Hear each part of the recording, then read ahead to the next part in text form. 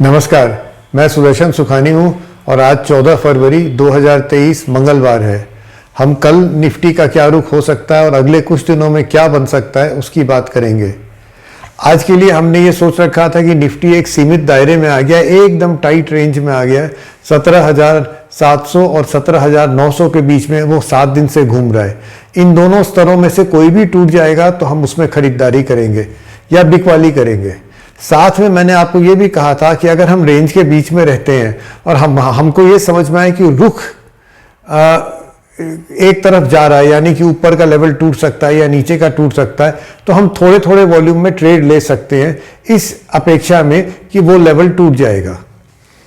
आज बाजार इस रेंज के बिल्कुल मध्य में खुला, थोड़ा सा ऊपर खुला 17,825 के आसपास। उसके बाद थोड़ी देर चौपी रहने के बाद बाजार निरंतर ऊपर जाता गया, कहीं जाके उसने 17,900 को भी तोड़ दिया और 17,950 तक गया वो। तो आज एक ब्रेकआउट हो गया है 17,900 का। अब जिस तरह से चौपी बाजार चल रहा है, देखिए ये गारंटी तो कोई नहीं ले सकता कि ब्रेकआउट सस्टेन करेगा, ये अपने टारगेट पर 18,100 तक पहुंच जाएगा, ये कहना बहुत मुश्किल है। पर ट्रेड हमको लॉन्ग साइड में करना चाहिए, लेकिन साथ में चूंकि बार बार ब्रेकआउट्स फेल कर जाते हैं, एक टाइट स्टॉप भी रखना चाहिए। मैं अपने लिए सोच रहा हूं कि टाइट स्टॉप 17,850 का हो सकता है। 850 के नीचे आने लग जाए तो फिर पता नहीं ये रुख, ये ब्रेकआउट सच था या फेलियर था, ये कहना मुश्किल हो जाएगा। आप समझिए कि ये स्तर ना, ये जो लेवल्स होते हैं ये अपने लिए होते हैं, ये निजी लेवल्स हैं, ये कोई सारे मार्केट के लिए लेवल्स नहीं है। आप अपने तरीके से ही अपना और एग्जिट की स्ट्रेटजी बनाते हैं, मेरे सुनने से नहीं बनाते। मैं सिर्फ अपनी बात बता रहा हूँ। ये तो हो गई लेवल्स की बात। अगर हम 850 के ऊपर रहते हैं, टिके हुए रहते हैं, 900 के ऊपर रहते हैं, तो खरीदारी ही बनती है। धीरे धीरे करके देखें बाजार कहाँ ऊपर जाता है। लेकिन जिस तरह के चौपी बाजार हैं, कुछ पता नहीं है। जो भी है, कुल मिलाकर आज एक ब्रेकआउट हो गया और हमको उसके साथ रहना चाहिए जब तक हमारा लेवल्स नीचे के ना टूट जाए तब तक। अब मैं आपको एक चार्ट दिखाता हूँ निफ्टी का, जो कि इंट्राडे ट्रेडिंग के लिए आपको वो एक मैसेज देगा कि किस तरह से ट्रेड किया जा सकता है। आज ट्रेंड डे था, बाजार नीचे में खुला और एकदम ऊपर जाकर बंद हुआ। हम उसमें क्या कर सकते थे? तो अब उस चार्ट को देखेंगे, उस चार्ट के बाद फिर कल मिलेंगे। यह निफ्टी का 5 मिनट का चार्ट है, आज का 14 फरवरी 2023। इस 5 मिनट के चार्ट को कैंडलस्टिक्स में बनाया गया है और इसमें जो ये रंग आपको दिख रहे हैं, ब्लू और लाल, नीला और लाल, यह एक सेटअप है जिसका नाम है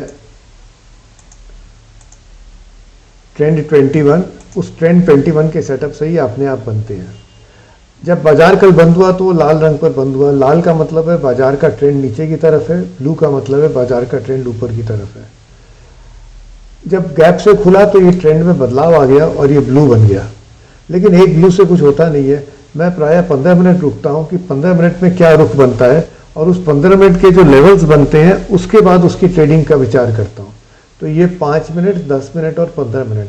15 मिनट के बाद 17,840 का हाई बना था, तो 840 के ऊपर ही खरीदारी बनेगी मेरे लिए अगर मैं खरीदना चाहता हूँ। मैं खरीदना इसलिए चाहता था क्योंकि माहौल, जो कॉन्टेक्स्ट है, वो तेजी का था।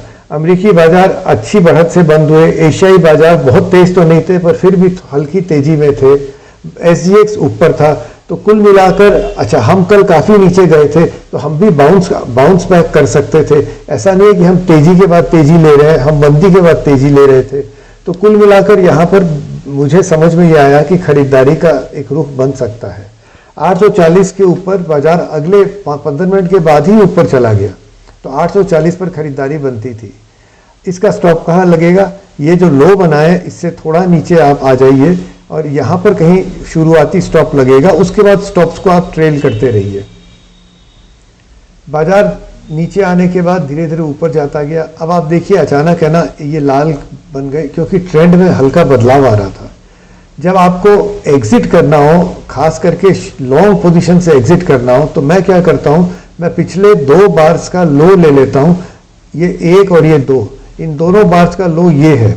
इस लो के नीचे बाजार जाएगा तभी मैं बेचता हूँ, क्योंकि कई बार क्या होता है ना, 1-2 बार या 3 बार का हल्का करेक्शन होकर बाजार फिर ऊपर की तरफ चल पड़ता है। आखिर है हम लॉन्ग टर्म बुल मार्केट में। तो ये लो टूटा नहीं, यहाँ फिर 2 बार्स का लो यही था, नहीं टूटा। इन 2 बार्स का लो ये था, ये भी नहीं टूटा, और ब्लू बार्स वापस बनने लग गए। तो हमारी जो बाइंग थी वो वैसी की वैसी रह गई। यहाँ ये 17,900 है। 17,900 में आप देख रहे हैं ये 1 2 3 4 5 6 आधी घंटा बाजार वहाँ घूमता रहा, क्योंकि वो एक बड़ा रेजिस्टेंस था जिसकी बात हम पहले कर चुके हैं। इसके बाद बाजार ने बहुत जोर से और इसको ब्रेक किया। अगर इतने दिन तक, इतनी देर तक बाजार घूमता है तो ब्रेकआउट भी तेज होता है, और वही हुआ। ब्रेकआउट है ना, रुक गया। अब बाजार है, कुछ भी कर सकता है। 17,920 के आसपास ये देखिए बार बार रुक रहा है। यहाँ चिंता हो सकती थी कि शायद हम निकल जाएं। डाउन बार्स बने, ये 2 बार का लो भी टूट गया, ये 2 बार का लो था ये, और ये यहाँ टूट गया। तो हम 17,905 में अगर निकलना चाहते तो निकल सकते थे। 840 में खरीदा और 905 में निकले। आप समझिए कि ये एक तरीका है ट्रेडिंग का। इसको ट्रेड करने के अनेक तरीके हो सकते हैं, ये आपको खोजने पड़ेंगे। मैं आपको सिर्फ ये बता रहा हूँ कि इस तरह का रुख मिलता है तो इसको कई तरह से ट्रेड किया जा सकता है। इसके साथ आप कॉन्टेक्स्ट जोड़िए, जो मैंने आपको भी बताया कि कॉन्टेक्स्ट क्या था, और अपनी समझ से इसको ट्रेड कीजिए। ये कोई ब्लाइंड एल्गो नहीं है जिसको आप ट्रेड कर सकते हैं। जो मैं बोलूं या जो एल्गो बोले वो कर सकते हैं। आप यहाँ पर बेचने का भी, यहाँ पर एग्जिट कर सकते थे। जब इतनी बड़ी तेजी आई हुई है, माहौल तेजी का है, तो हम यहाँ शॉर्ट करेंगे, कोई होशियारी का काम नहीं था। ये बात एल्गो नहीं बता सकता आपको, ये आपको खुद ही समझना पड़ता है कि यार माहौल आज है ना, शॉर्ट करने का है नहीं, हम निकल जाते हैं। तो इस तरह से आपको अपनी समझ इन सेटअप्स के साथ जोड़नी पड़ती है। एल्गो ट्रेड करना, अगर एल्गोज होते तो वो यहाँ आपको शॉर्ट करा देते और फिर यहाँ कहीं भगा के आपको लॉन्ग कराते। तब तो आप समझिए कि ये जो 2 लॉस, ये इतना बड़ा लॉस होता, और फिर यहाँ जो लॉन्ग होता वो यहाँ शॉर्ट होता या क्लोज होता। तो एल्गोज है ना, कई तरह से बेनिफिट भी करते हैं, पर हम और आप एल्गोज के भरोसे, और बहुत कठिन ट्रेडिंग होती है उसकी, वो आप समझिए। इस तरह के पैटर्न्स के साथ आप अपनी समझ जोड़िए और उसको ट्रेड कीजिए, और आराम से ट्रेड कीजिए। तो ये ट्रेंड डे था। किस तरह से ट्रेड करना चाहिए ये आपको समझना पड़ेगा, क्योंकि इसकी ट्रेडिंग, आपकी ट्रेडिंग आप ही कर सकते हैं और कोई नहीं कर सकता है। आशा है आपको ये ट्रेंड डे और इस तरह के पैटर्न्स देखकर अच्छा लगा होगा कि हाँ, ये तरीके होते हैं। हम कल फिर मिलेंगे। वीडियो को देखने के लिए बहुत बहुत धन्यवाद। जय Hind. Good evening. I am Sudarshan Sukhani and today is 14 February 2023 Tuesday. We will discuss the view for the Nifty tomorrow and for the next few days. Now, yesterday we had described the trading range, a very tight trading range in the Nifty, with the lower level at 17,700 and the higher level at 17,900. A breakout of one of these levels, I had explained, should be a reasonably decent trade. I had also suggested that it is possible that even in the middle of this range, if we start anticipating that the market is moving in a specific direction, we can start anticipating that breakout or breakdown and start taking small positions. Obviously, that would be high risk, but small positions would be worthwhile. Now, today the Nifty opened at 17,825, almost in the middle of the range. But from that point onwards, it went up, and throughout the day there was only one trade. It went on throughout the day up till it reached, broke down, had a breakout of 17,900, then reached 17,950 before retreating a little and closing well above 17,900. So there was a breakout. The target for this breakout, and targets are just numbers, they are not real, in the sense that the market doesn't care about these targets. It is for our money management, our trade management only. The target then could be the width of this trading range, which is about 18,100. The width is 200, so add it to the breakout point of 17,900 and we get a possible target of 18,100. Now, we must also remember that the markets have been very choppy. So, there is a reasonable chance that this breakout could become a failure, like so many earlier breakouts have been failures. We have to accept it. For me personally, I'm keeping about 17,850 as the level below which I will say, okay, this breakout is probably not working. Again, understand that this is my personal level. This is not the market's level. The market doesn't care about anything. So you have to determine where you will accept or where you will agree that perhaps the breakout is not happening. I mean, you must have some kind of a stop loss protection for all your short term trades. Now I'll show, this was the view for the Nifty tomorrow. Stay long till a predetermined level in your mind is broken on the downside, otherwise be in the long side of the market. I will also show you a chart today. Today was a trend day, so I will show you an intraday chart which would give you some food for thought on how day's trend, how intraday trades can and should be taken, and how you can develop your own thoughts over it. So over to the chart now, and after the chart we'll meet again tomorrow. This is a 5-minute chart for the Nifty, the cash Nifty for today, February 14, 23. Now the colors come from a setup called Trend 22, which essentially determines the short-term trend, and if the trend is up, as you can see here, the colors are blue. For a downtrend, the colors are red. Now yesterday the trend was down. Today, when there was a gap up, the trend changed to up, and we can get a message here as well as the color. Now I usually wait for 15 minutes before determining whether there is actually a valid trend. So the first 15 minutes are this, this and this. The high of the 15 minutes is 17,840 and the low was about 17,800. I'm not identifying the low because that was not relevant for the day.